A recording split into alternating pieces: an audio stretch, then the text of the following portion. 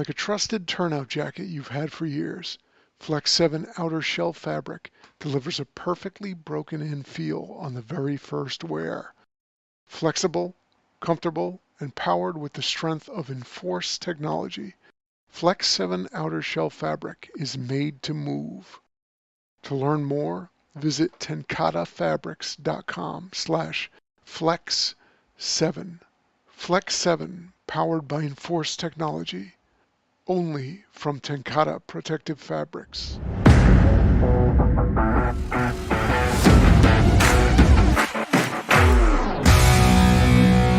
All right.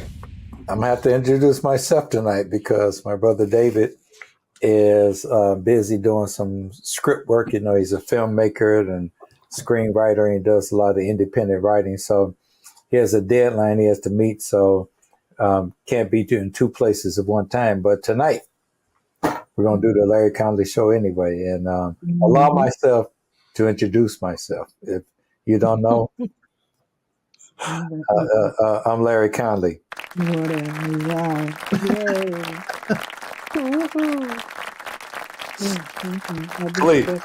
Please stop the applause, please. We stop all that. Right. But excuse me, just got in from another great trip. Did the keynote speech at the Illinois Fire Chiefs Association Symposium for 2024. So that went over real good. I did that, and we did a breakout course for them talking about our new class that we actually broke out at FDIC this year, which was tightrope.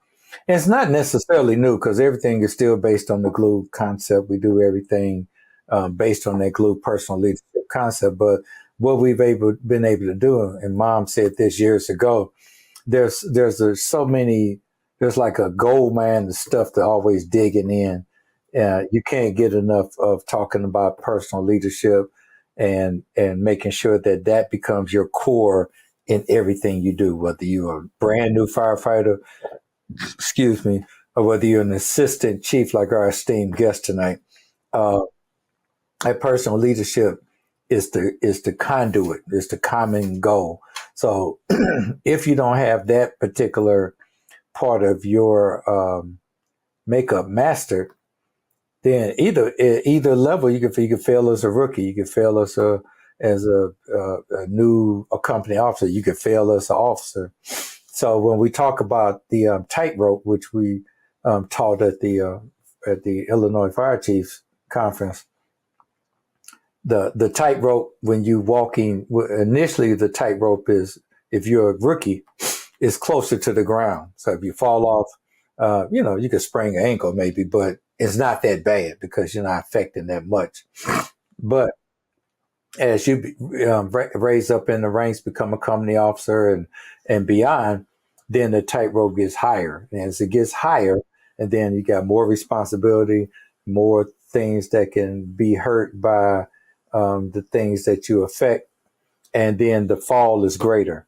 And when you become assistant chief, deputy chief, fire chief, and all that, the fall is really big. So we really want to teach some concepts of personal leadership to show you, based on some of the things I've experienced so far, based on some input from some great mentors I respect, or how do you manage that tightrope the higher you get? Because the higher you get, the scarier it gets. I'm sure when the circus people were learning how to walk the tightrope, they didn't just go 50 feet in the air the first time. They were learn how to walk it.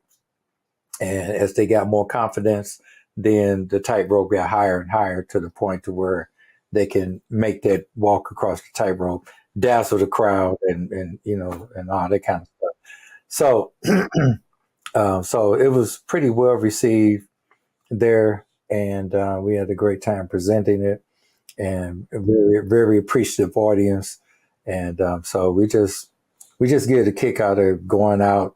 And what I really like is when we do these classes, a lot of times is, everybody's always very nice and very cordial, but you do have this segment, people just kind of sit there like, what these guys got to say to me? What is it? I'm here because they made me come, because, my boss made me come. So what do these guys got to say? And what I love about it is most of the time, by the time it's over, they're like, "Hey, we learned something. It was a great, Mm. great Class. presentation, and Mm-hmm. thank you for coming out." They go from this to bring it in, give me a hug, man. That was good. Mm-hmm. So, so we always have Mm. a good time sharing our concept and trying to do our part to leave the fire service better than we found it. So anyway, so we'll be doing that. In a couple of weeks, we had to be down, probably think week after next, we'll be at the Carl Holmes Executive Development Institute down in New Orleans, Louisiana. And that's a historic outing all the time. Dr. Holmes was a legend and a trailblazer in the fire service. He created this great course, so to speak. And if you're the kind of person who's familiar with the familiar with the EFO program, where you got like 4 years of, so this is how the Carl Holmes EDI program works. You got to go through it consistently for the 4 years. You got coursework. You got to stay in touch throughout the year. And when you complete it and graduate, then of course, what you need to know for executive development and in the fire service, and how to advance as a officer of your company, even if you're not a company officer. And the good thing about the Carl Holmes program, unlike EFO, and it's just what's required in each one. It's not a critique of either one. But with the Carl Holmes program, you don't have to have a degree to do it. You can just go through the course, and you're going to learn probably a lot of stuff you would learn in the EFO course. It's going to be the same kind of stringent classes and requirements and commitment to finish the class, but that's the difference here. So you can learn some of the high end stuff without having to have the degree. And I know with EFO you have to have one, but it's all good. It ain't there to help sharpen you and make you better. It's a good thing. So I see value in both courses. And so with that being said, David and I know the GLUE personal leadership program, and how to develop yourself and help develop your team and things of that sort. We've been teaching that probably, I think, almost 10 years now. It probably is 10 years now down at New Orleans, Louisiana. And we do it on the campus of Dillard University. And it's cool because you're in one place, kind of like if you went to the National Fire Academy and Dillard University. You stay in the dorms, you eat together, you go to class together, you got class all day, and then you got a night presentation with some leaders in the industry who come and present. And then each year there's a Mod 4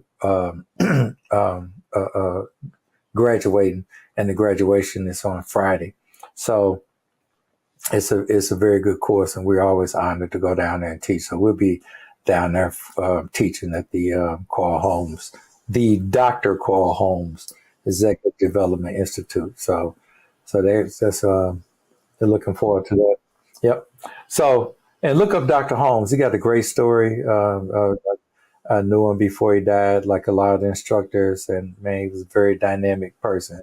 And when I say trailblazer, I mean really a trailblazer. So look up the story and see how he how well he was able to make some major needed changes in the Oklahoma City Fire Department back in the day, rising through the ranks in the late 50s and beyond.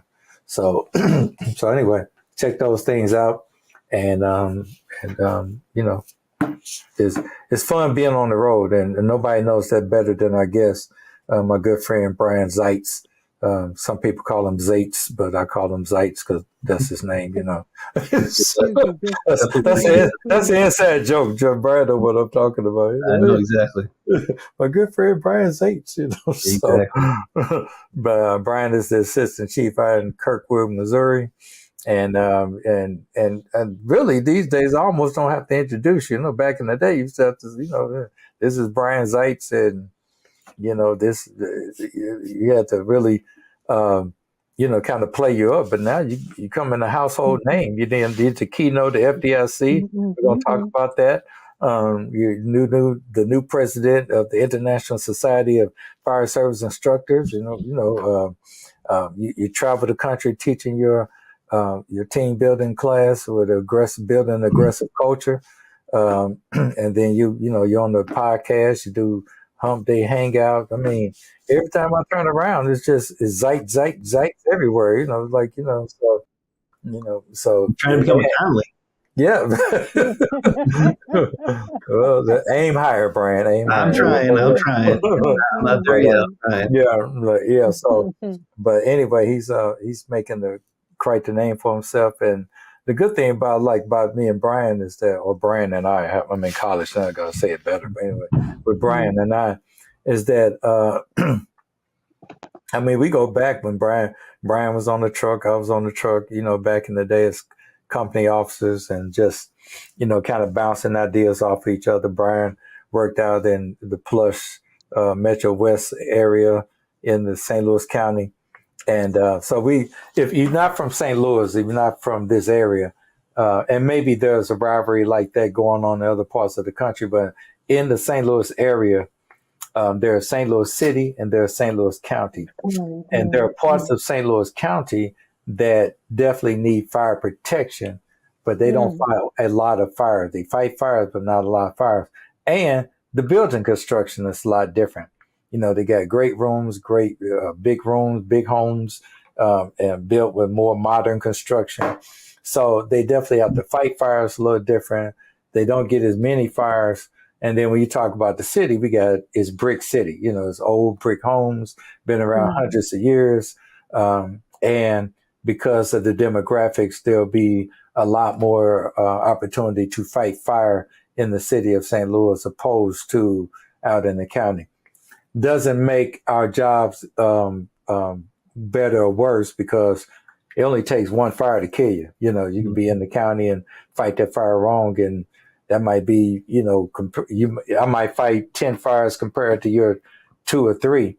But if I make it through the 10 and you get hurt or killed on the third one, who really cares how many it was? So it's a dangerous job either way, whether it's a high frequency or not. But the running joke is always, all you guys out in the county, you got your little plush little thing, and they got more money in the county too. We go at Galen, they used to crack up because I would go out like to the St. Louis County or somewhere else in the country teaching at a real nice facility, matching easy chairs and dishwashers and sub-zero refrigerators, and they had big screen TVs before there were big screen TVs. I mean, it was crazy. I think where Brian used to work, there was actually an elevator there or something like that. It's crazy. And then we come back to the city, and you got these 100-year-old firehouses that we got duct tape and our chairs with stuff we pull out the alley, sprayed them with bleach and disinfect through a sheet over there from Barnes Hospital, and boom. Instant chair, with the cover, with the seat cover on it already. It was, we made do. We had to do what we had to do. But we would want to work in a place where we were matching chairs, but we wanted fire. So you can't have it both ways. I'm trying to figure out, we're in a country where you can go have this real plush dwelling of a firehouse and fight a lot of fires, or you got a real nice place. You don't fight a lot of fires, but if you have a place that's not so nice, you fight a lot of fires. I'm just searching for that place in America where you got. I don't think it exists. I don't know if it exists. So, I don't think it's gonna. Yeah, I was at a place today. They were talking about their. They just bought brand new Traegers for all the stations. Traeger smokers, and they're upset because they weren't Wi-Fi Traegers. I'm like, well, oh wow, yeah, we got different issues. All right. But anyway, but yeah, so that was our history in the city. So Brian has went out to the Kirkwood Fire Department. He's been out there for a number of years now with our good friend Jim Silvernail, and Jim Silvernail gets to work with our good friend Jim, And when it's convenient, let's be honest. When it's yeah, exactly. During convenience.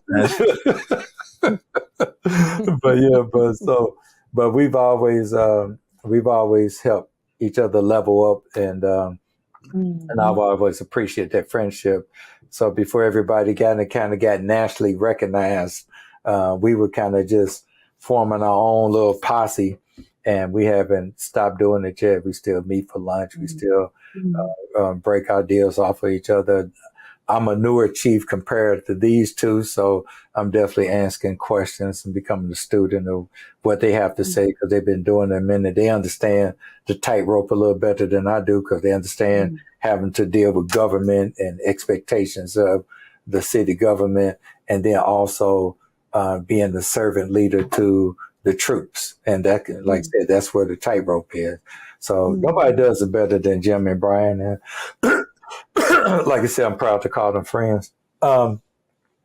So, Brian, good to have you back. Yeah, appreciate it, y'all. Invite. Excuse me. Good to have you back. And I saw some new developments since we last had you on the show. I think last time we had you on the show, we weren't visual. I think we're just doing it, voice, know. So, so now, see, we went back old school. These new kids don't know nothing about the old school. Where the old radio. Yeah, talk to ham radio. Hey, breaker, can you hear me? It's a podcast thing. You can rewind the fingers and our number 2 pencils. Exactly. The Dewey Decimal System, if you will. Microfiche, so anyway, but we're here now. And I just wanted to, I know we saw each other at FDIC. You were a little busy because you had the I know last year you did the keynote. Yep. This year you were elected to the president of ISFSI. You've had a busy last couple of years, and your national star is rising. So before you got too big to wherever, like, hey, Brian, Larry, talk to my handler. I can't talk to you. Before we get to that point in your life, I want to try and get you on. So I'd be like, I know Brian. He was on my show. Check the archives, So gotcha. But so how's it feel? Prayers, President. How you doing? How's that feel? It's good. Secret Service is a little bit much, but it's been good. Body guards kind of get in there. Yeah, they're a little intrusive. Right. Motorcade every morning's a little much, but no, it's outside of that. Outside of those things, No, it's good. It's when you take those spots in the ISFSI, IFC, whatever it is, you kind of see that you can kind of forecast yourself moving up once you get into certain roles. And so kind of been planning for this for a few years now, kind of laying it out. And that's helped set up for success. Had a ton of great mentors. Larry's always been a huge advocate of ISFSI, in apparel and just advocacy and talking. And so, I knew I was surrounding myself with good people that were going to be able to be there for support. And so that was the reason, I kind of threw my name in the hat for the president when it came, kind of time, right? I was like, well, this isn't singular Brian Zaitz's presidency. It's all the people that want to make ISFSI do great things. And so, you got Larry and Jim and all the members, right? 2,000 members of ISFSI. That's who the president is. It's not me. It's me carrying out their voice and trying to solidify that and continue to do good things for the society and grow it and those sort of things. So I'm excited for the next 2 years. We'll see what it brings. I got some ideas, some plans, but as any great plan goes, you're going to make some turns during it. So we'll see where it goes. Not to, and I'm trying to be real careful saying this, but I think it's an interesting question. Of course, when you're sitting looking at past presidents, and we've had some great ones with Seth and Steve Pegram and Eddie Buchanan and Doug Klein and all these different names, well-known names that Peter Van Dorp. How can I answer without sounding like I'm being a butthole about it? Well, here's what I'm saying, that you know, you I was look at saying that in you, my head. yeah, well, you look at stuff and you say to yourself, I know they have their own vision about stuff, but if I was president, I would love to see this. And I think this would be good for the society. I think it would move things forward, whatever. So, but there's a way you can feel that way and do that without crapping on the past presidency. So I'm not trying to, I don't want it to be misinterpreted. I'm saying, you know, I'm glad you're here because, man, those guys are a bunch of yahoos or something like that.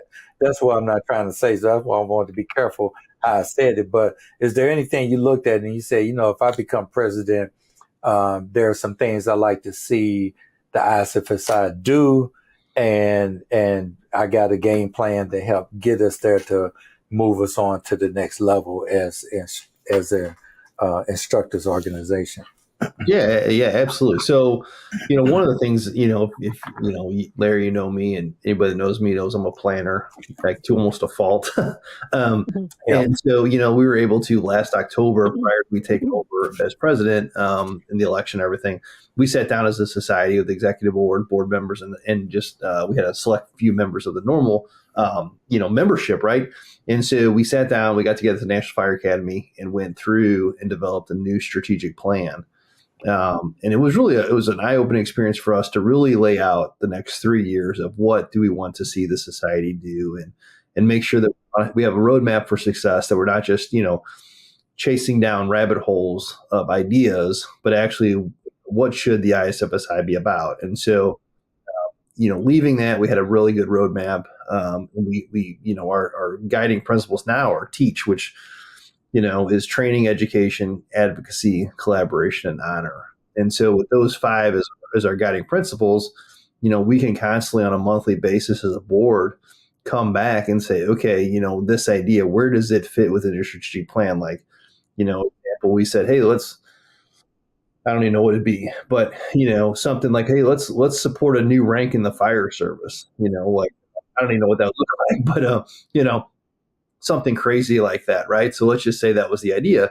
We would say, well, where does that fit within that plan? And then we'd say, well, it doesn't. It's not really within our scope of what the ISFSI is about. And so, you know, having that done really greatly assisted me in, you know, kind of saying, okay, where's the membership want to go, right? So it's not, like I said, it's not my presidency, it's the members' presidency. I'm just able to have that voice to kind of, you know, advocate for them. And then, you know, so from the society standpoint, that strategic plan was very beneficial, and will be beneficial for, you know, the next 3 years. Like I say, you know, when we had when I got inducted or sworn in or whatever you want to call it, in April at FDIC, you know, I made a little comment to the membership that was on present. And, you know, I said, you know, I'm about the 3 R's, and those are relevancy, relationships, and recruitment. And, you know, and I hold true to those, right? Like, you know, is we all know, and Larry, you know, you and I attest to it all the time, is that the world's based on relationships. You might have the greatest skill set in the world, but if people don't know you or want to talk to you or deal with you, right, that can't get very far. Yeah. And conversely, if people like you, they're going to want to work with you. They're going to want to bring you up. Mm-hmm. So, you know, I'm a big relationships person. And so we have great relationships. ISFSI, you know, as you mentioned earlier, you know, past presidents and vice presidents and just members in general, you know, look at your, you know, just, you know, anybody that's a member of ISFSI has connections in the fire service, and every one of those people that's a member has fostered relationships that make the ISFSI stronger. Mm-hmm. So my goal as president is to continue to foster those relationships, but then also look for new relationships that are beneficial to the organization, to the fire service, and to the members. Mm-hmm. So that's the first R. Obviously, recruitment. Any membership-driven organization has to have members. Right. It doesn't do any good to say, hey, we're ISFSI, a society of 6 people. You know, it's not going to get very far. And so, you know, part of me is like, you know, when I spoke again at FDIC about at our general membership meeting, I said, we all know someone that should be a member of ISFSI, and they're not a member yet for whatever reason, right? Mm-hmm. And so I encouraged and you know, and asked everyone there, please find one person.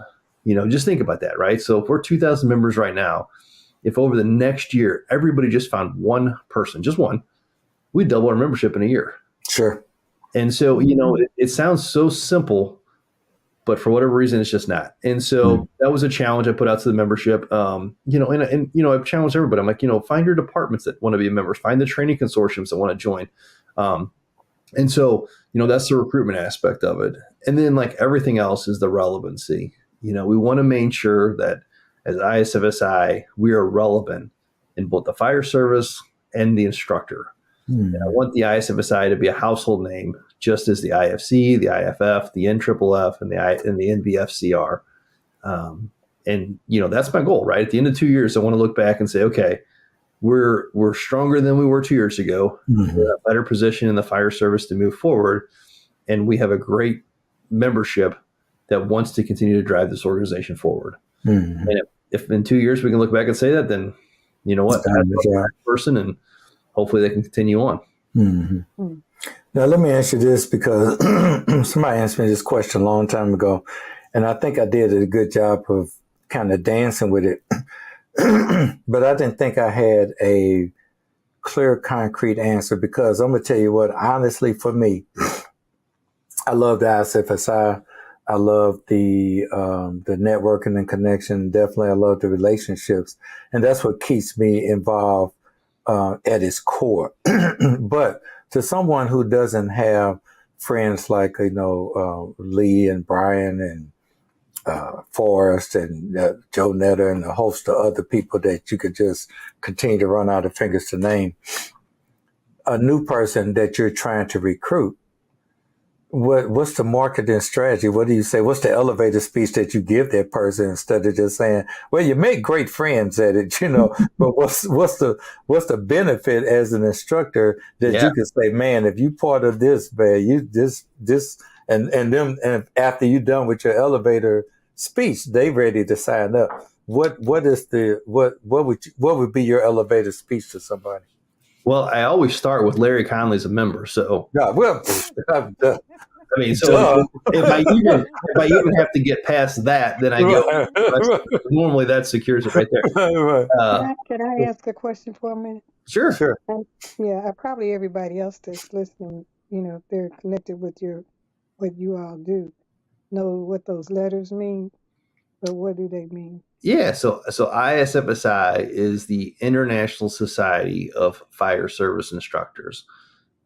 And so it's one of the 8 sister organizations of the U.S. Fire Administration, with IFF and IFC and NFFF and things like that. So it's a good question. We always say it so fast, and people get sort of like, hey, you don't know. So that's a good point. But to Larry's point too, I always tell people, I'm like, it's any membership driven organization, you get out of it what you put into it. And so, like anything. So if you want to pay the membership fee and sit around for 365 days and pay it again, totally do that. I would love to have you. But I would much rather have a member that's engaged. And how do you become engaged? For most of our instructors, the 2,000 members, like I said, majority of them are teaching at the local, maybe regional level.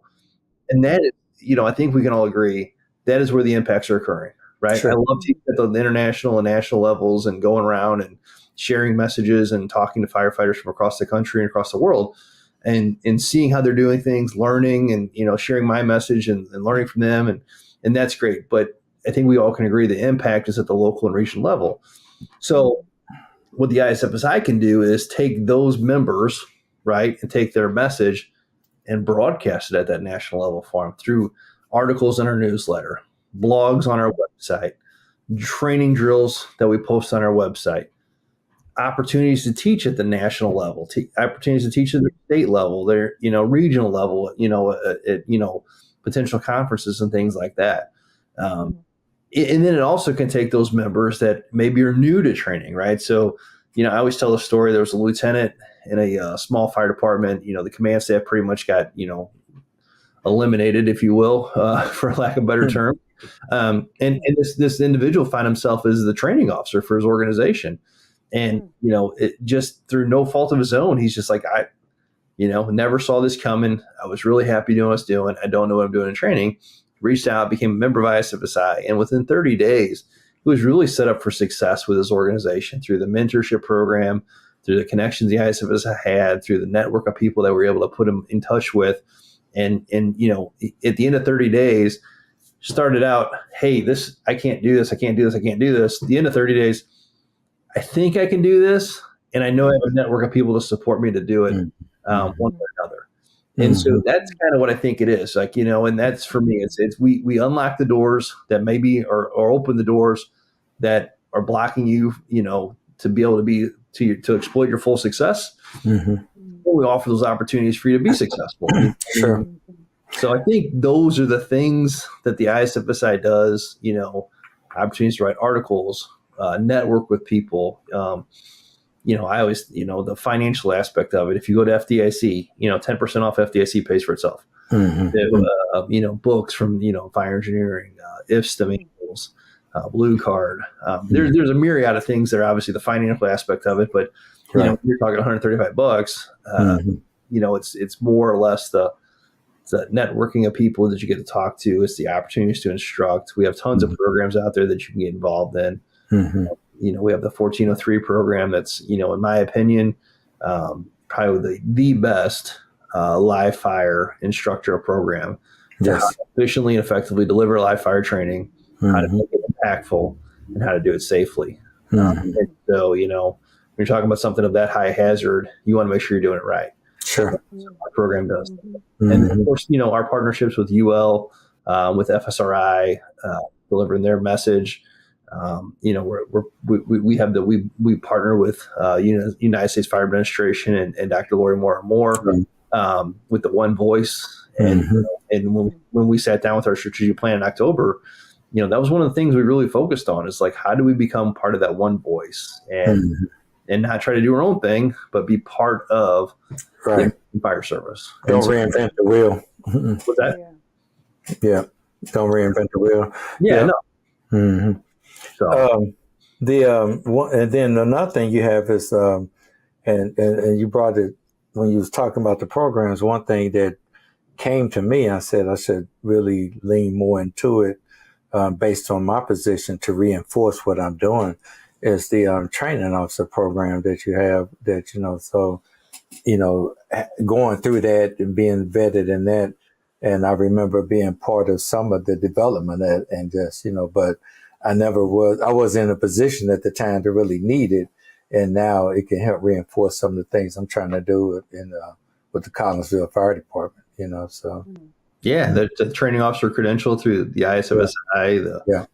Yeah. I mean, there's, and that's one of the things that we're really looking at right now is we have a very wide scope of programs, which is good, right? Like you want to have a broad breadth of programs that you can offer to your members and offer to the fire service. And we're just trying to really review those currently as to what is still of value, right? Larry, you and I were part of the original Principles Minor Fire Tech, if you remember that, teaching those classes. And, great information, right? We can all agree that was fantastic information. And it's kind of been, I don't want to say done, but it's out there.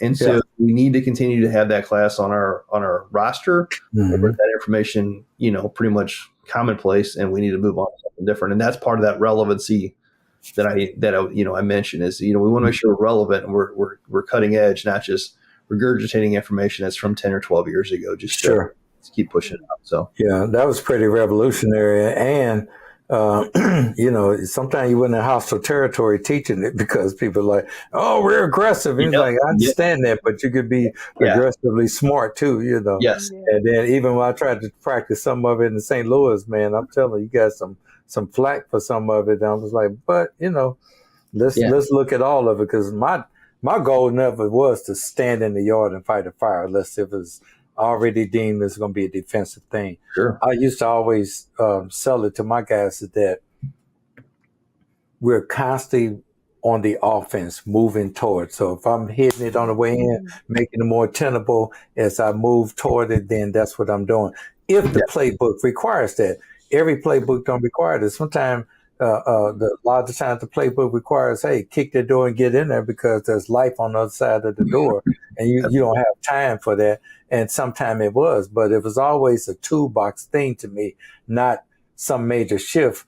and a toolbox in the sense that it made me more aware because the compartments are different now than they were in the legacy departments that were, and I fought fire in both. I fought fire in new compartments. And sometimes what can fool you is that even a new, old brick house may have the guts ripped out and it's all new construction inside of that brick house. So now you might still have the brick house, but the guts are now all Home Depot, modern construction stuff. And now that stuff can, that hybrid of that stuff can kill you as well if you're not careful on what your playbook is. I always ask people too when, I look at homes and, people they get so hung up on construction. And I say, yeah, construction is important and you need to know construction. I said, but, how many people do you know that buy a 1950 house, put 1950 furnishings in it? Yeah, right. The Ashley furniture and every other place. And they're buying 2024 furniture. And so the fuel load inside of a house is 2024. The construction might be older, but the fuel load is going to react the same with a quick flashover. So yeah, definitely. Yeah. So you gotta, so I'm just saying it keeps the tunnel vision out. If your tunnel vision is like, I'm not doing that modern stuff, I'm focused on what I've always been doing. Yeah. You're probably committing some kind of you're setting yourself up for suicide in that sense if you're not careful on what your awareness should be in these different things. So it was a great education thing to me. It didn't change anything. It just enhanced what I already knew. So I wasn't just tunnel vision and kind of almost like a Pavlov's dog, fire in the house. Okay, kick in the front door and run in, do the 360, learn about flow paths and heat release rates and neutral planes and what they're doing and things like that. And when you snapshot all of that stuff and make it part of your assessment and size up, then you make better decisions. And at the end of the day, we want to save lives, save property, and make sure everybody goes home as much as we can control. And what's wrong with that? Yeah. And I always say too, FSRI just quantified and qualified everything you and I have been doing, right? I mean, when you go to city and you were doing your 360s and you saw things, you might not have called it neutral plane, but you knew what it was. Yeah. You knew the reach of your stream and you knew, hey, listen, I don't need to get up into this doorway to fight this fire. Hey, start throwing some water down this hallway for this push. We're going to get there. Yeah. You knew what you were doing. All they did was quantify and qualify the science to verify that you were making good decisions. Yeah. So, yeah. Speaking on cutting edge of things, and I haven't read anything yet, so I'm just throwing it out there so I don't have an opinion one way or the other yet, but it's on something on my many things to get to read.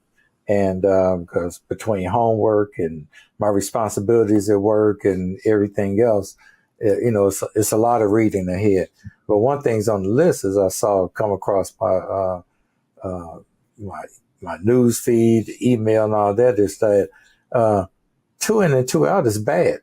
We're getting rid of that. So and so I know we're the instructors and we're on the cutting edge. So what is your take on that if you have one? I'm gonna read up on it so I can have an opinion. Yeah. But right now I don't have one, so I just want to know what you thought. I'm guessing you're referencing the OSHA 1910-156 standard change. Yeah, I think so. Yeah. That among other things, Yeah, I will reserve my opinions on that and stay politically neutral on that. So it's still out for review and under consideration. I was looking at that. I was thinking to myself, because I've been in 30 plus years now, I've seen my share of stuff that said, this ain't the thing no more. This is, or okay, we thought that was the thing, but now the thing is back. And, it's just so I'm kind of slow until I really read up on stuff to jump on what's the latest thing. Or you have people who feel like they're rebels and stuff, and they'll say, well, we just don't like it. And maybe they don't like it because it sounds better to say, come on, let's do something new. Or is it really based on studies that show your stuff? Or is it based on because a lot of times you might hear stuff saying we want to make this major change because the conspiracy is people like the NFPA and all this kind of stuff have been getting over for years, and now we're going to expose that madness and stop doing whatever. Right. And I used to always tell people, used to ask me, I said, well, do your own research. Let's all look it up. And then once we find out through our own understanding, then we can kind of determine from there what sticks and what doesn't stick, So that's always kind of been my own matrix of sifting through things, So I don't disagree with any of that. I always thought it was interesting though, was when all this, when the PFA came out and whenever there was a drastic change, if you say, right, like I think it's funny, the drastic changes when you look back at pictures of firefighters from Chicago in the 60s and 70s and they're throwing a 2.5 inch through a window. New, right? Like nothing's really new. But I always go back to, in today's fire service, none of us can argue that EMS is a huge component. I can tell you there's 3 letters that aren't Brian Zaitz, it's EMS. And so, but that said, I'm still a paramedic by license. And so, if tomorrow ACLS, the American Heart Association with their ACLS program came out and said, hey, listen, when you roll up to a cardiac arrest, the first thing we want you to do is, 1 amp of bicarb or jump on their chest 6 times, all of us would just fall in line and say, okay, first thing you do, remember, jump on his chest 6 times and then cover right. We would all accept it as that's the norm because there's doctors, there's scientists, there's research, same as FSRI, same as UL, same as, so I think it's, I always use that analogy because it's comical to me to see how quickly we all just change our protocols that we've done for the last 2 years, right? And we run a ton more cardiac arrests than we probably do fires in the majority of the fire service. And we will dramatically change overnight to whatever the new protocol is. And fire, we know best because we're the firefighters. And, we are the firefighters. They're the paramedics. And there's people out there doing a ton of research to try to figure out how we can do things better, quicker, faster, the Forrest Reader model. And we're hesitant to accept it for whatever reason. And I can tell you, people, tons of friends of mine are in the construction business. And if you told them tomorrow there's a better way to nail a hammer or nail a nail with a hammer, they'd be like, sure. You don't see carpenters from 25 years ago using hammers. They always right. And for whatever reason in the fire service, we're just hamstrung on the fact that we've always done it like this and we can't change. And exactly. That's changing, but it's just taking time. Yeah.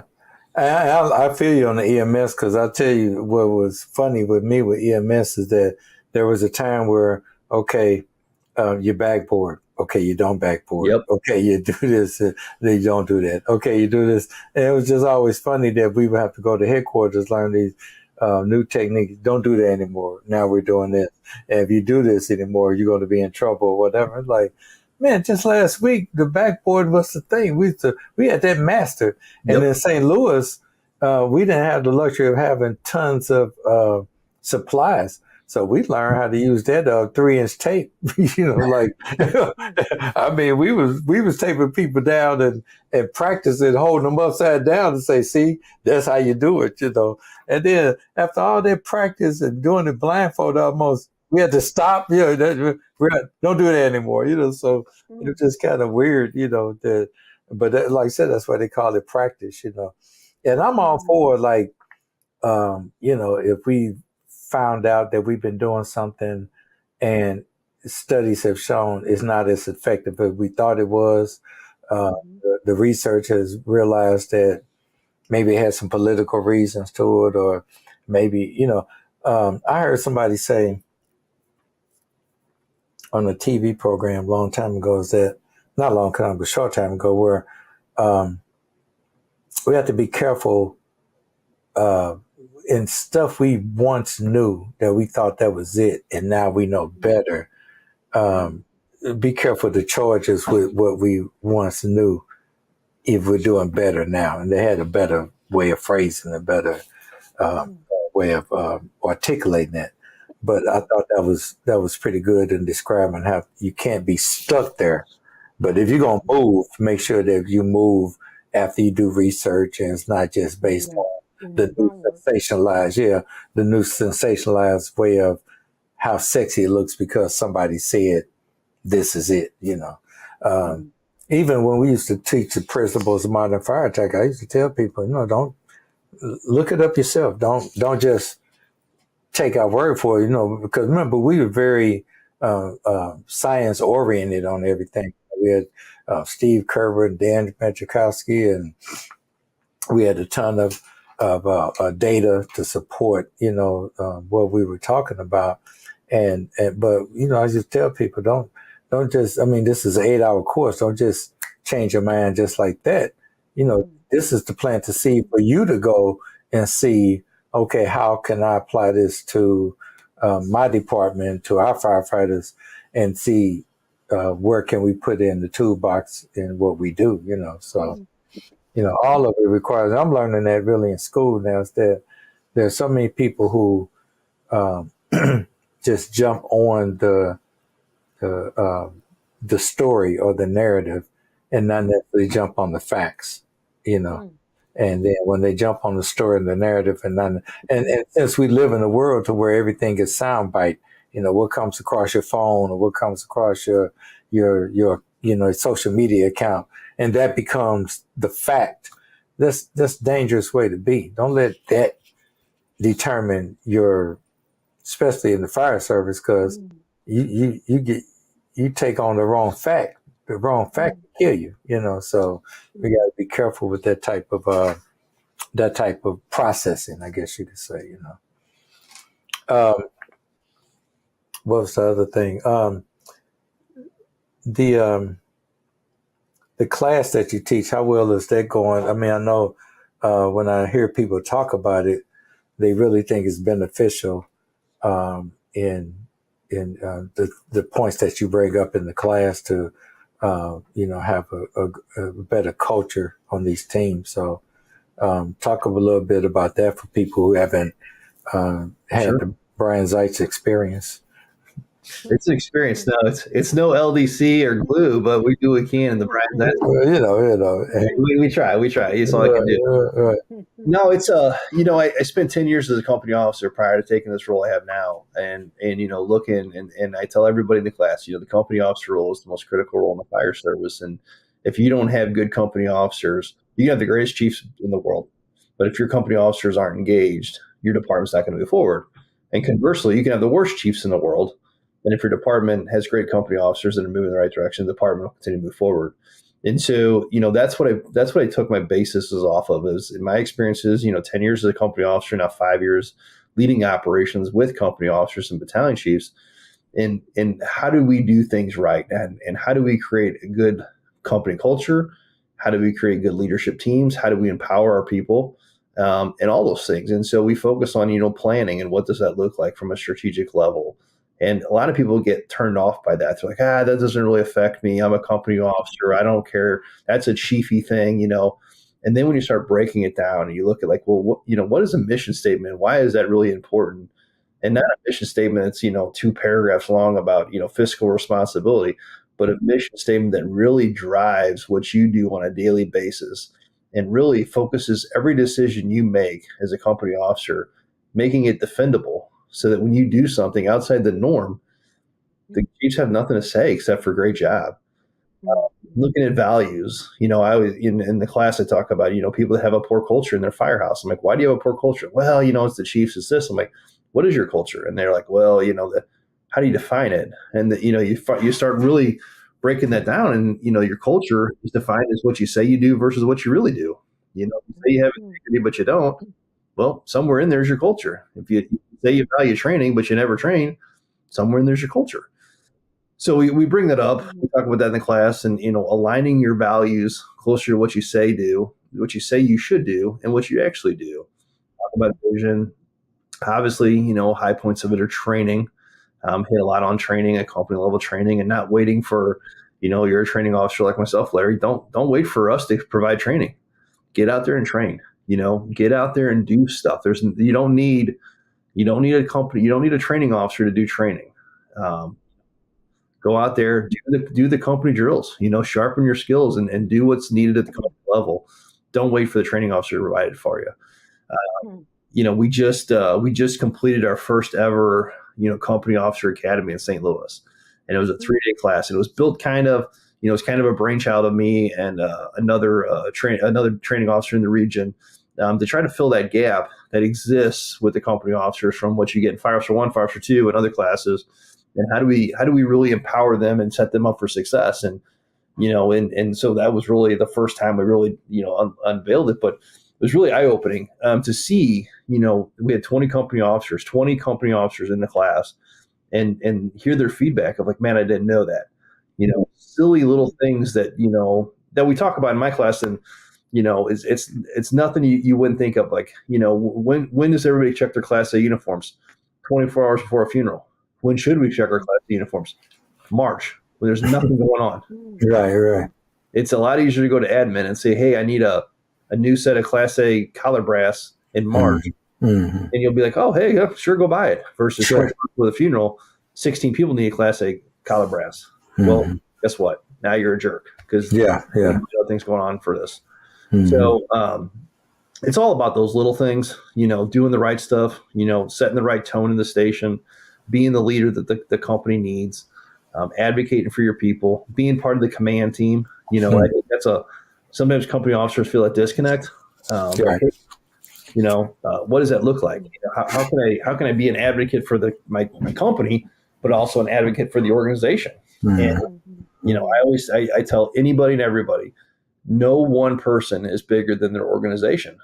Wow. So, we all have to be part of that wheel. And me and my role as assistant chief versus the newest firefighter, we all have value to the organization. And so some days my value is more, some days his value is more. I can promise you this: on a cardiac arrest where he saved some baby's life and the mother's excited, he probably provided more value that day than I did. And conversely, we set forth on a new plan or something that we were able to champion and got the city to provide. Maybe that was a high value day for me. So, but we all provide value. And when we all provide value and we have those opportunities to provide value to our company, to ourselves, to our organization, that's when morale is the highest. People always talk about morale being high after a fire. And I'm like, well, why is that? Why is morale so high after a fire? Everybody's like, oh, we broke stuff. We got to do our job. I'm like, morale's highest because we did what we wanted to do. Everybody gets up in the morning, whether you're bagging groceries, you're picking up trash cans, you're going to be the deputy chief of training at Collinsville. The reason you get up and do it's not for the paycheck; it's to provide value. Value yourself, value your community, value your organization, value your people. And so that's really the keys. And so that's kind of in the last 12 minutes or 6 minutes, whatever I talked. That's what I talk about for 4 hours, And so we go through that. We have conversations. We discuss different aspects of it. And it's really, really interactive. And you can start to see as we discuss things, people's light bulbs going off in their head. Sure. Of like, oh, wow, I didn't think about that. Or I can really see how that would really affect my organization. Mm-hmm. And like you said, I got a few things this year. We're going to be going out of town and sharing that same message with some states and things like that. And I'm excited for it because I think it is a good message. And I think it has the opportunity to really, open some eyes and change some mentalities, which is really exciting to see. No, that's a great message. And you're addressing some of the things that David and I run into on the road too. A lot of the times we get ready to put a proposal tonight. I'm going to be working on tonight. And one of the main things they're talking about is, helping our company officers. You got the badge, now what? Mm-hmm. And it looks like that's just the culture. You got the badge, now what? And I think it's gotten better because I guess testing probably has gotten a lot more comprehensive and a lot better to help assess, do you have what it takes? But even after you pass that test, you kind of do practice for the test to pass the test, but it still, in my opinion, gets you to pass the test, but not necessarily mentor you for the long haul. And so when you have classes like what you have, and you have those, real world discussions, then nobody really feels, if leaving that class, if we have more classes that support that, depending on who's teaching it, if the driving vision is we're trying to set you up for success, then I think you have more successful company officers than being lucky enough to figure it out. Because what always bothered me about that whole dynamic was, okay, here you go, company officer, boom, there you are. Well, you're going to get half the support and half the information you may need to be successful. But if you mess up, you're going to get the whole cracking and the whole wrath and the whole money taken from you and the whole possible emotion because, maybe you made a decision that you weren't properly mentored on or whatever. And I'm not trying to take away from the self-starting the company officers should do. I mean, there's information out there. Take as much information as you can to empower yourself. So not taking away from that, but I just think, as an organization, we should step up our fair share of making sure they have the tools they need. And just as serious as we take as burning them when they mess up, take that as much energy and investing in them to help prevent or eliminate, minimize or eliminate them messing up, And so that's why I like, what you're doing with that whole company officer thing. Yeah, and I think too, it's one of those things like, you have to set you have to set the company officers up for success. You have to have them with the ability that they can make decisions, right? Like, hey, I'm confident that I can make a decision. I'll never forget, as a company officer, as a pretty new company officer, and we went on a seizure call. Mom had a seizure and she needed to go to the hospital. Mom come out of her post-ictal state. And so she was nervous because her daughter had to go to school. She's like, well, I gotta, I'm like, you go to the hospital. In the crew, what do? We made breakfast for the child. We made him a lunch. We took this kid to school in a fire truck. We're in policy book for Collinsville, Kirkwood. I don't care where you work. Where is that in any policy book, SOG, SOP? Nowhere, right? It doesn't exist. But as a company officer, I knew that we had to solve the problem for this family right here, right now. And it was my job to make their day better. And so, if we set our company's officers up with that mindset, and then chiefs, we support that, right? Like, when they drive that kid to school and, we get for whatever reason, right? Maybe the city comes down and is like, hey, you can't do that, whatever. That wouldn't happen. But, something like that happens, or they pull out a city credit card and spend $15 to buy the kid breakfast or whatever crazy thing. And say, hey, listen, in the future, we can't spend that money, right? Something silly like that, whatever, But hey, good decision, right? Hey, that was a good decision. You try to solve a problem. We appreciate that. Customer service. That's what we're all about. Exactly. Customer service and fixing the problem for the people at the time that we get the call. And so, I will always, I've told all of our company officers, I will defend you until I'm blue in the face and I will take it on the chin. If you guys make a confident, competent decision that has the citizens' best interest at heart, yes, I will always have your back. Yeah. You make some type of silly, irrational decision that's self-serving, you're on your own. Yeah, yeah. And so and that's, that's part of it too, right? Like, company officers have to have the feeling that we have their backs as chiefs. And, and so, that's a lot of the conversation too, and so when I talk to chiefs about that, when there's a majority maybe of chiefs in the conference room or whatever, then the conversation shifts a bit. And, do you think that your company officers have confidence in you? And do you have confidence in your company officers? And if the answer is no to either one of those, that's a cultural problem. Yeah, yeah. No, that's a good point, because David and I talk about that when, what does maybe your SOG say, and then what does your personal principle leadership say? Yeah. And if you always are guided by, well, I'm just going to CYA because that's what the rules say, and that's strictly what you're doing, maybe you need to check your personal leadership in that. And like you said, don't be irresponsible with it. But that's why they have SOGs now instead of SOPs, because we need to have that leeway of you being able to make a quality decision. And then as long as you can explain it, back it up, here's the benefit, here's the upside, here's what makes it look good for the department. Like you said, it's easier to defend to maybe the fiscal people we have to answer to, or insurance people, or whatever the case may be. But but we need to set up that culture for that. Because if you always just have a CYA culture, the person that falls in the cracks is the citizens. You know, they're the ones that suffer when you busy telling them what you can't do instead of trying to open your creativity to what you can do. And that pays a lot more dividends in the end when you're talking about voting for stuff or citizen support and things like that.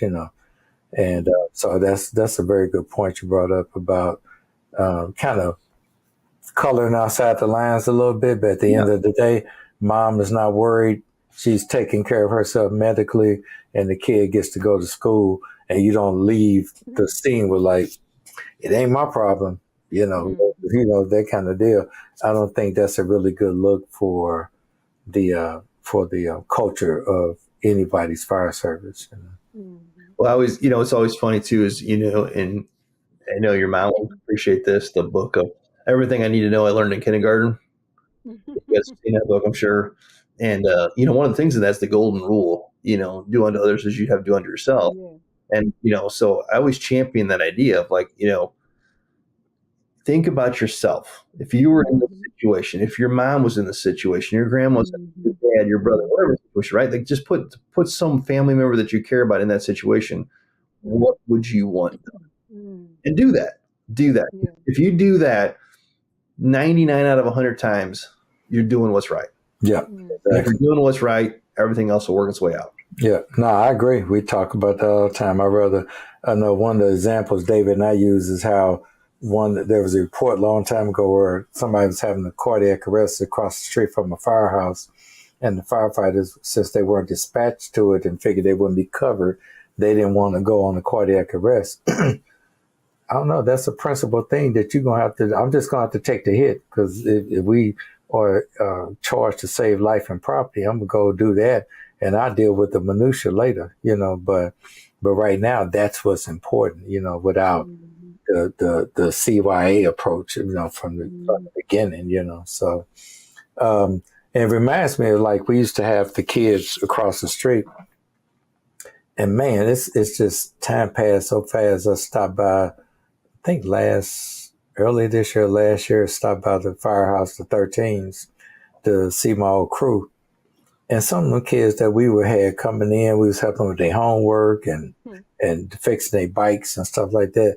I mean, two of the guys are taller than me now, and they were like little guys coming in initially, but they felt like that was a second home.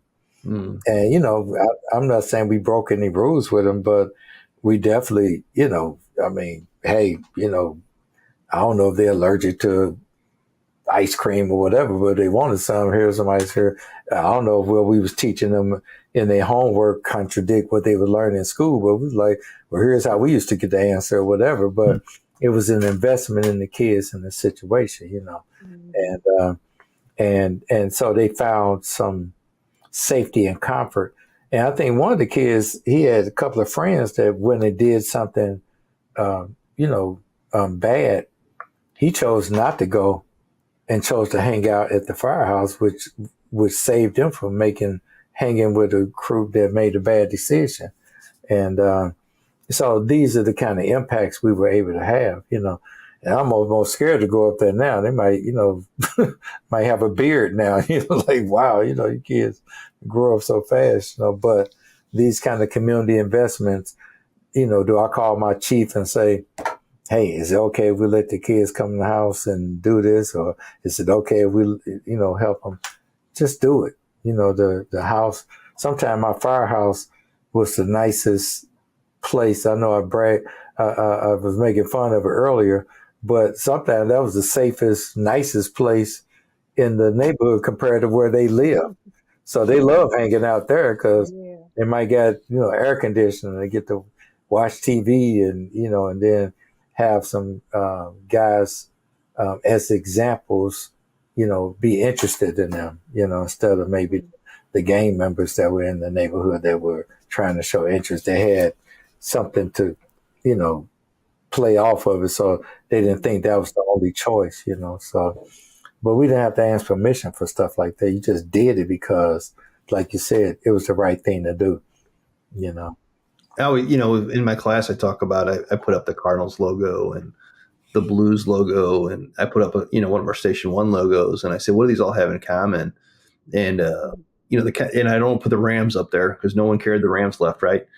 But I said these are all symbols of community, right? And so, I don't care where you go across America, everybody has a fire department, and so everybody has a fire department. The difference is, are you the fire department or are you their fire department? And with their fire department, you've won. You've hit the home run. You're doing what's right. You're doing what's right for the community. And if you're their fire department, to your point, Larry, when you ask for something like, hey, listen, we need a new fire truck, we need a tax increase, we need additional staff, whatever it might be, then you support it because you're their fire department. Sure. And that's a huge difference. Yeah.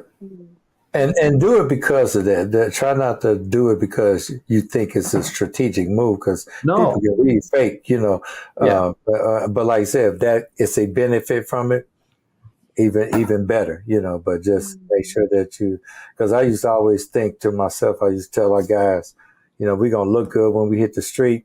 I want that fire truck clean. When we go to the store, we're going to be dressed. We're not going to walk around in sloppy, faded T-shirts and raggedy, and get your shoes all raggedy, untied. I said, if I was a taxpayer and you talking about, can you give us some more money? I'm saying, well, I hope it buys you some new shoes and uniform because you look bad, So let's look good. Let's look professional. Firefighters used to look like that when I was growing up. I know we done really shift these days to a more relaxed atmosphere and all that kind of stuff. And that has its value. But I still think even with that, look sharp. People tease me all the time that know me know that even with the polo shirts I wear in Collinsville now, every Sunday, my routine is I get my starch out, I get my ironing board, I turn Columbo on, and I just and my stuff hangs up and it's ready to go. So I can be a good representation of being a professional firefighter. And I was doing that. It's not a cheap thing. I was doing that before, one of my proteges, John Hicks, he's in Blackjack now. And they tease him all the time because John still shines his shoes. I mean, everybody else trying to wear these relaxed, but John he showed me a picture of his shoes beginning of the year. He got some new shoes. If gotta get these waxed up, and they tease him about that. But they tease him because his professionalism making them look bad, So, and I'm not, like I said, I'm not trying to just say that in itself makes you a good firefighter, but that investment in yourself, where you value value your department, and from a paramount standpoint, you value your community. Yeah. This all works out. But I think when you kind of relax yourself too much, don't really care about your appearance, don't care about training that much, don't care, then in essence you're saying, I don't really care about the community. And we need to kind of understand that if people used to kind of care about how they dressed back in the day as a firefighter, I don't know if we could throw the baby out with the bathwater. Maybe there was some mentality or some method to the madness with that whole thing, in my opinion. And since I got 30 years of that's how I was taught, it's just hard for me to fall back into this super relaxed way of being these days. I'm the same way. I still I've accepted the polo shirts and the t-shirts and things like that. And to your point, there's a way to make them look professional. Yes. Tuck your shirt in. I know you got shorts on and tennis shoes, but tuck your shirt in. Right. Wear a ball cap, wear it facing forward. Yeah. And I always tell guys, like, don't forget about that first day. I don't care if you switch jobs 16 times. Mm-hmm. Wherever you're at now, the first day on the job, they pinned a badge on you. Yeah. You were so excited to get that badge. Then you got promoted. You were so excited to get that badge. And now, when do you want to wear that badge? Never. Right. Why is that? What happened? You were so excited to get it for a day, and now then you don't even want to look at it or wear it. Have pride in that. Put that badge on. Don't be afraid to put that badge on. Tell your crew, hey, listen, we're going to do PR. And I get, if it's an event at 100 degrees outside at a festival, okay, maybe we're not going to put it on. We're going to do inspections. We're going to look, and we're going to be interacting with the public on a conversational basis. Maybe it's time to put the button up on and look good and represent a department and do what's right. And what message is that sent to the new guy, right? Who's 6 months on the job from the 20-year captain? Hey, man, still valued in these shirts. There's still value in the profession. Exactly. No, and me being sadistic, I'm trying to resist being sadistic because you got to be a leader. But, the sadistic part of me wanted to say, well, since the culture is we don't like the badge anymore, when you get on the job, we just won't give you one. Right. Because, you don't get it. And guess what? They'll be like, oh, my God, I can't believe I've been discriminated against because I didn't get a badge. Well, you're not going to wear it anyway. So why should we waste the money? Badges ain't cheap, so why should we even waste the money? Why don't we just get a nice patch with your name on it and just say, this is, put the generic word on it, badge or something like that, since you want to wear the t-shirt anyway, so just kind of weird that you want it both ways. Like you said, I want the badge, and then you get the badge. I don't want to wear the badge. This is crazy. So. No, I still have a lot of pride wearing mine. Matter of fact, oftentimes you'll see me wearing my badge shirt at least once a week. I usually like to wear it maybe on a Monday to get the week started. And then I go down the line with the polos and make sure, like I said, I just got a new set of polos. I'm getting ready to get them embroidered and all that because my old polos were like, you've been ironing me too much. Come on, man. It's fading, you're right, wearing out, So it's kind of good. But I do get a kick out of seeing somebody, wearing a uniform with pride, with, like you said, tucked in, looking the part, looking sharp. And because you don't know who's ever going to walk in. You don't know when you're going to have to deal with the public. And I'm just not totally sold out to this whole, I'm not giving up the ghost on just, hey, this is just a work uniform. I got raggedy shoes on and got my boots wide open and stuff tucked and, just whatever the variation of not investing in looking good. You can go down a bunch of rabbit holes of how that looks, but I just think that we should continue to invest in that because I think it sets a tone in your head on, Deion Sanders has a saying, and whether you like him or not, he's probably proven that it worked for him. He said, but when you look good, you play good. And when you play good, they pay good. So I think that if you're getting paid very well from your fire department, then you should look good, play good, because you're getting paid good. And I know and it looks like sometimes the ones that get paid the best are the ones that want to fall back the most. And the ones that are inspiring or really aspiring, to maybe one day get to that point, they write their stuff for pride because one day I might get the big call or whatever, So let's not, like you said, I love that point. Let's not forget how you felt when that badge got pinned on you, No. Some things should just be the way be your value system. That's just how you get down. Yeah. That's the way it is. That's that personal leadership part of it, Yeah. Well, as we start to wrap things up, Brian, I really naturally always enjoy the official conversations we're having here, and then the conversation we have when no cameras on. We just having a beer and be like, let's. I wish we could do that podcast. We can't do it on Fire Engineer, but we could do Unplug. LCZ and BZZ Unplugged, how it really is, How it really is. Right. Let me tell you what we really thinking, but that wouldn't be a good look. Do you think that, I know there was a, between, when Bobby was a big supporter of the ISFSI, the International Society of Fire Service Instructors.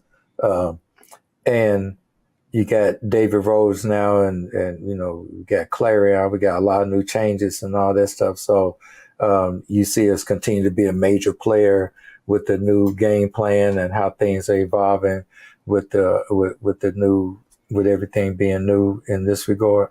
Yeah, absolutely. Yeah. Clarion, Chief Dave Rhodes, Diane, Laura Coma, Eric Schlatt, everybody's been great with ISFSI. Obviously we had a great relationship with Bobby Halton.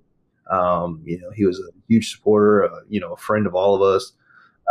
And so, but with his unfortunate passing, everybody stepped up, which is exactly what he would want, right? He wouldn't want anything to fall. And so everyone stepped up, done the right stuff, and made this thing even better than it ever was. And so, we have a great relationship with fire engineering and Clarion and FDIC, and I only see it getting stronger as we continue forward. So it's exciting times ahead, and the best is yet to come. Yep. And not only that, you're on that board, and I'm gonna see you in New Jersey because we're going to be up there for the board meeting, the education committee, and all that. So I'm excited to be a part of that as well. It's weird because back in the day we used to, man, it'd be just nice if we can just get it. It's almost remind me talking about pinning on the bad. It's be excited just to get our class accepted FDIC. Absolutely. And then it's like, hey, Brian, did you get accepted? Yeah. Larry, did you get accepted? Yeah, cool. So now to go from that and, over a decade of doing it now and to be on the board is pretty exciting too. Are you as excited as I am about that? Absolutely. Yeah, no. And, I always tell people, and when we're doing this company officer class, I said, the fire service can afford you as many opportunities as you want. Mm-hmm. I've been career in the fire service just under 24 years. We'll be 24 years into this year. Get some time on. No, yeah, you got a little time on me. I get you. You got a little time on. But think back to yourself, Larry. So when you started in the fire service, did you ever think you'd be sitting on a Thursday night having a conversation on a podcast? Never once. Mm-hmm. So you think you're going to be going to New Jersey to pick classes for the biggest fire conference in the world? Probably not. Did you think you're going to be, teaching across the country and internationally about how to be a better leader? Mm-hmm. Did you think your mom's going to, stiff your good buddy Brian on sandwiches? Probably not. Right. But, things happen, right? Things happen. Yeah. But, it's all because you put yourself out there. And if we all, if you want to put yourself out there in the fire service, take some chances and lean forward with things, good things can happen. Yeah. Good things will happen. Mm-hmm. And, I can tell you from, me, never in a million years when I started in the fire service that I think I'd be doing anything that I've done or anything I'm going to do. And I don't even know what the future holds for me, right? Who knows? Just open. It's very open. And so I'm excited for that. But it's only because we took chances, put ourselves out there and left our comfort zones. And if you're going to be an effective leader, you have to get outside your comfort zone. Definitely. Frank Schaefer used to be the deputy chief in St. Louis. He was teaching the class in St. Louis one time, and I never will forget this. And every time I see him, I tell him I used it as a guide for me for my career in general. He says, it's okay to work for the St. Louis Fire Department. That's going to be very rewarding, but it's even more rewarding to work for the fire service. And when he said that, planted the seed with me, and it started to plant the seed to think outside of the box of the firehouses I worked in. And when I started thinking outside the box, and I started reading people's articles and books and fire engineering magazine and Firehouse magazine back in the day and all the different industry magazines, I was reading this stuff like, man, this guy, this lady really is hitting the mark on this particular topic. Man, it'd be cool to meet them one day or something like that. And then when I had my first experience with FDIC, and these people don't know who you are, you walk up and say, hey, I'm a big fan, I read your stuff. And, you might talk to a Rick Lasky or Frank Fiscuso or any of these, big names that we know. And they was kind of like, oh, hey, right. And they were always very nice, very cordial. And hey, kid, nice to meet you. And thank you, anything we could do to help. They never had the kiss the ring mentality, but it was still like they were being very generic, like very nice to meet you, Larry, Yeah. Look at your name tag. But yeah. But now it's really kind of cool to go from reading about these people to they walk up, and before you even get to them, it's like, hey, Larry, they know who you are, what they say, everybody knows your name or whatever. So I was pretty, that, you get kind of stoked with that kind of thing, that they, everybody's kind of on the same status of respect, They want to see you. People, I've had people like Rick Lasky. I've had people like Alan Bernstein, and I had, different people to sit in our class. And David is getting to know people now, but back in the early days when people would come in and sit in the class, I'm all like, wow, that's Bill Guston. And David like, well, who is Bill Guston? Like some old guy to me. I was like, he's a legend in the business, but them to sit in your class and take in from you and then give you that stamp of approval, like this is good stuff. John Austin, Lenny Carmichael, and I just remember these people sitting in your class, and for them to be giving you a compliment, and you've been watching them all these years, and now, like you said, stepping outside the comfort zone of the firehouse and taking a chance. Does my voice mean anything on the national level? And so for it to have meant something, and we've helped so many people, and I'm just mentioning those people because those people I respected before I knew them. But our greatest, the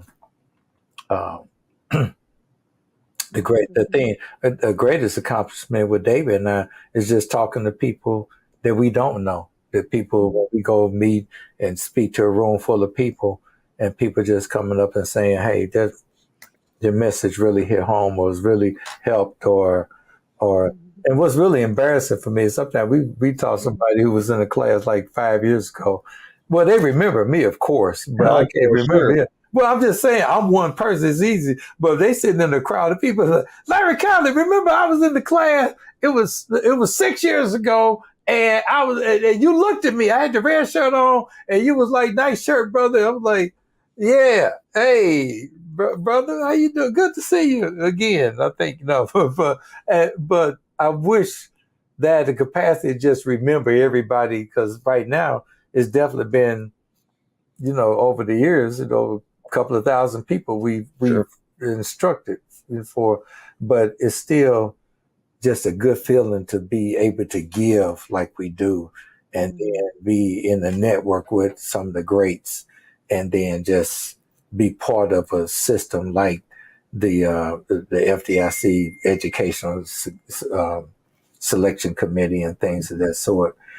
Going from, like I said at the beginning, going from, "Hey Brian, I hope what you submit, I hope we get it," to we're helping make decisions to usher on some of the names we've never heard of before, but one day are going to be big names in the industry and going to help a lot of people. That's this cycle of life in this whole thing we're doing in the fire service. It's a great experience for me personally. Sounds like a good way to wind up. Sounds like a good wind up. Yeah. Hit all the nice bases and giving the recognitions. Yeah, most definitely. You got any closing comments there, Chief Zaitz? No. Hey, thanks for having me on. It's always great to talk with you and the Conley crew, and just talk fire stuff, talk ISFSI, which is my passion, instruction, and training, and everything else that we talk about. You never know what's going to go down the road with us, but it's always good. I appreciate the invite, and thanks for having me on. Thanks for coming on. Any closing remarks, Mom? You didn't get Brian sandwiches, but we won't hold that against you. You talking what mother you was talking about? You wasn't talking about this one, I know. I don't do sandwiches, maybe soup. But I thought you guys really, I thought it was a good show because you were making some good points about from the lower end to the higher end, and everybody showing respect, and all on. Seems like you pretty much are all on the same page as how this thing is supposed to go. And so it's something to be very proud of. Yeah. Well, as I said, we're going to be on the road again soon. When we're in New Orleans, we're going to see our good friend, Damon Simmons there, Dr. Damon down there. So, so I'm helping them actually teach a class on Friday at EDI. So Dave and I teach our class on Tuesday. Then I help Dr. Simmons with his. So one of the another smart upcoming minds that we know in the fire service and doing great things and going to continue to do great things. I like him because he's real personable. We've had him on the show before, but very clinical. And so, man, it's like super smart. Yeah. It's like I feel like, man, I need a thesaurus talking to him so bad, you gotta take notes just to try to. I don't even know how to spell thesaurus, so I just know. Oh Lord, have mercy. But, I just also want to say I was so glad to see. What's your name, sir? Right. I'm so glad. It had been a long time since I've seen you, so I was really glad to be able to do that as well. Yeah, no, that's good. I didn't want to forget to say that. You and Brian get to tease each other all the time. But so David will be back next time with us. Like I said, he has some deadlines. He had a meeting. David's a very busy writer, author, and he doesn't only do great work for us, but he does great work, period. So, but we're going to see you in another 7 weeks with another great show, another great guest. See you on the road, Ryan. We got to catch up on our lunch date. Let's do it. And catch up and talk fire stuff and just talk normal stuff like we do and make fun of Jim Sivanel and like we always do. That's always fun. What's up, Doc? Well, I'm sure we'll have some fun times in New Jersey. Yeah. But that's great. But that's another thing this business does. You found these lifelong partnerships, friendships, brotherhoods, sisterhoods with people. And man, it's nothing like it, So, but stay safe, Chief. Keep doing what you're doing, and we're gonna see you on the other side of everything. Check us out, www.gluenationldc.com. See where we are, see what we're doing. It was something else we're gonna be doing that we want to bring up too, but I can't think of it now. But nonetheless. Thanks for always tuning in. We're very grateful. We like hearing from you. We like hearing when people stop us in the halls at conferences or inboxes and tell us the show really helped them learn something or was impactful or made them think. And if that's what it's doing, then we've done what we set out to do. So, thanks for listening. I know you can listen to any other show, but no other show has two brothers and their mom. I guarantee you that. So thanks for checking us out. I did the best I could. You did the best you could. That's the catchphrase. Everybody knows that too, Mom. They was like, your mom did the best she could. Like, where'd you hear that? So, but anyway, we're just glad to have you. So we'll see you next time on the Larry Conley Radio Show. Thank you.